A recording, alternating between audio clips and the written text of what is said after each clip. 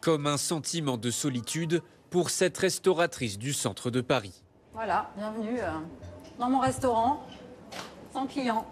Habituellement très fréquenté, cet établissement subit de plein fouet une baisse d'activité à une semaine des Jeux Olympiques. En cause, les QR codes obligatoires et les 44 000 barrières installées dans Paris qui restreignent l'accès au cœur de la capitale. Catastrophique, c'est un cauchemar. Il n'y a plus personne, donc voilà, toutes les boutiques ferment les unes après les autres parce que ça sert à rien de rester ouvert. Une situation critique que vit cette autre brasserie quelques mètres plus loin. Le gérant doit fermer temporairement parce qu'il lui est impossible d'installer sa terrasse. Sans barrière, normalement j'ai la terrasse qui est juste là dans l'angle, donc avec une dizaine de tables, avec des parasols, des chaises.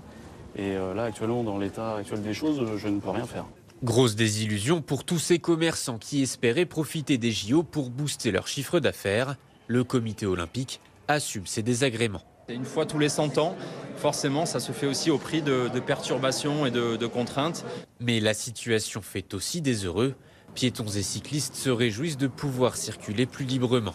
Pour moi, c'est super, il n'y a personne, il n'y a pas de voiture, je suis à vélo. Du coup, c'est vraiment agréable. On entend les petits oiseaux et tout, c'est très chouette. C'est absolument extraordinaire. On a l'impression d'avoir Paris pour nous tout seuls. On est VIP. Franchement, je pense que ça arrivera pas souvent. Ils sont pas prêts de piétoniser les quais, donc on en profite. Ouais. Selon la préfecture de police de Paris, les barrières seront retirées et des points de passage mis en place après le 26 juillet, jour de la cérémonie d'ouverture des JO.